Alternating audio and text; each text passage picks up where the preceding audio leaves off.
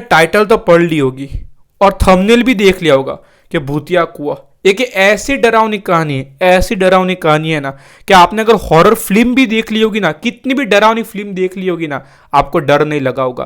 लेकिन ये कहानी अगर आपने अंत तक सुन ली ना, आपकी भी रूह कांप उठेगी। वैसी एक दर्दनाक एक हॉरर कहानी आपके सामने में ले आया हूं। एक ऐसा गांव जो 2 दिन तक पानी नहीं पी सका एक कुएं के कारण।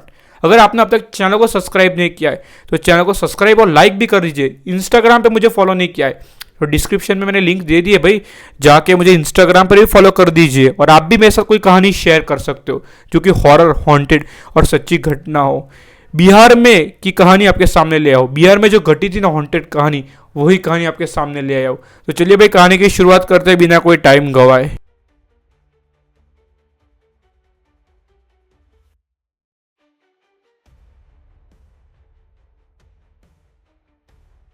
बिहार में आज से बहुत साल पहले ये कहानी घटी थी।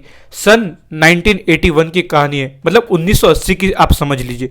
1980 की ये कहानी आपके सामने ले आया हूँ। ये बेहद पुरानी कहानी है और आज भी इस कहानी पे इतने लोग विश्वास करते हैं, जिसके साथ जो ये गांव में रहते थे और उन्होंने दावे के साथ ये कहा है कि ऐसा होता था उस टाइम पे। मुझे ये कहानी कैसे मिली वो मैं आपको अंत में बताऊंगा। तो चलिए कहानी की शुरुआत करते हैं। बिहार में भागलपुर नाम का एक गांव है जो कि बहुत ही एक बड़ा गांव है। अब काफ़ी लोग रहते हैं, काफ़ी लोग, बड़ी संख्या में लोग रहते हैं। आज से बहुत साल पहले यानी कि 1980 की बात है, जब लोगों के घर पे पानी की मोटर नहीं लगी थी, लोगों के घर पे हैंडपंप नहीं लगे थे, दूर दूर तक पानी भरने के लिए उनको कुएं तक जाना पड़ता था, लंबी लंबी कतार में लाइन लगती थी। वैसे एक कहानी घटी थी। तो होता कुछ ऐसा है, दिवाली के 4 दिन बाद यही गांव वो ऐसे कुएं में रोज की तरह पानी भरने जाता है।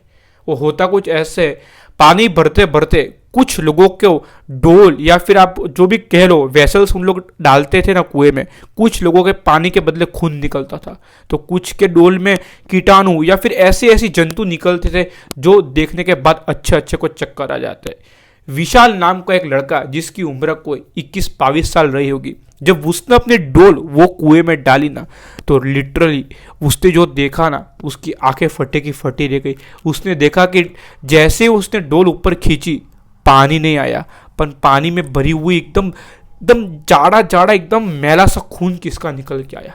यह देखने के बाद गांव वाले शॉक रह गए कि इतने सालों से हमारे इस कुएं में पानी आ रहा है, पर दिवाली के 4 दिन के बाद ऐसा तो क्या हो गया, कभी खून निकल रहा है कुएं में से, तो कभी हड्डियां निकल रही है, तो कभी अलग अलग टाइप के जीव जंतु निकल रहे हैं। ये देखने के बाद पूरा गांव परेशान रह गया। गांव ने फाइनली डिसाइड कर दिया, सरपंच ने, कि अब हम ये कुएं में से पानी नहीं निकालेंगे, क्योंकि ये कुआं अभी हमको नॉर्मल नहीं लग रहा है। किसी का छाया आ चुका है इस कुएं पे, और इस कुएं को भी बंद कर दो। हम अलग गांव जाएंगे, रोज के 5 किलोमीटर जाएंगे और वहां से पानी लेके आएंगे, पर इस कुएं में से अब हम पानी नहीं लेंगे। डिसाइड किए हुए कुछ 3 दिन बाद ठीक रात के 1:30 बजे वो कुएं में से कुछ ऐसी आवाज़ आती है कि पूरा गांव गूंज उठता है। पूरे गांव में ऐसी मतलब हड़कंप मच गई थी कि भाई अभी गांव खाली करके भाग जाने का समय आ गया है। होता कुछ ऐसे है कि वो कुएं में से किसी के रोने की, किसी के चीखने की, या फिर किसी के मतलब रोज़ ऐसा होता है ना कि एकदम अलग टाइप की आवाज़ आनी शुरू हो गई थी वो कुएं में। लिटरली कुएं में कोई रो रहा था, अलग अलग आवाज़ें निकाल रहा था, बच्चे रो रहे थे, ऐसी सब आवाज़ आने लगी कुएं में।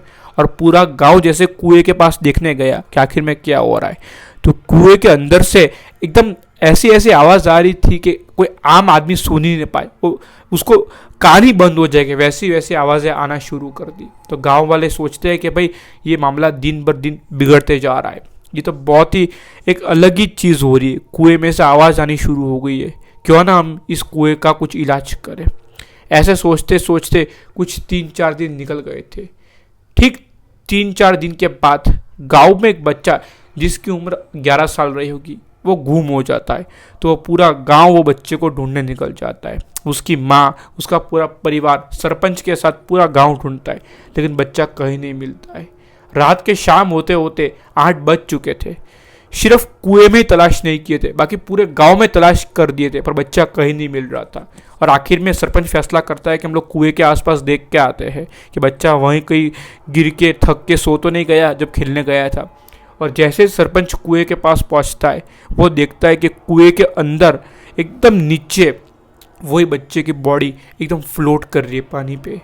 ये देखने के बाद तो इन लोगों ने मतलब ये तो श्योर हो गया था कि अभी ये कुआं है, ये भूतिया बन चुका है।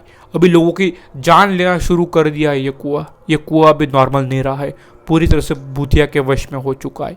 डाकन या फिर कोई ऐसी चुड़ैल जो कि हमारा भला नहीं चाहती। गांव वाले दूसरे दिन ही तांत्रिक और साधु को बुला लाते हैं।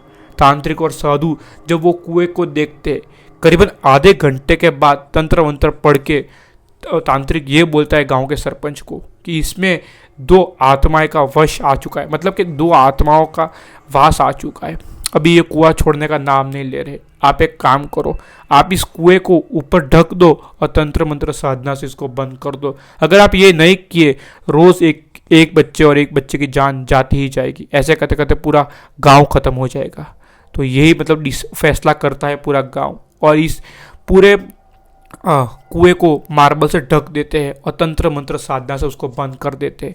तब से लगा के आज तक गांव सेफ है। गांव के मतलब 1980 के बाद वो गांव में मतलब कुआं तो बंद हो गया, लेकिन कुछ एब नॉर्मल चीज़ें भी नहीं हुई। अभी तो गांव काफ़ी डेवलप हो चुका है, लेकिन वो कुआं आज भी वहीं है, तंत्र मंत्र से ढका हुआ। वो कुएं के आसपास कोई भटकता भी नहीं है।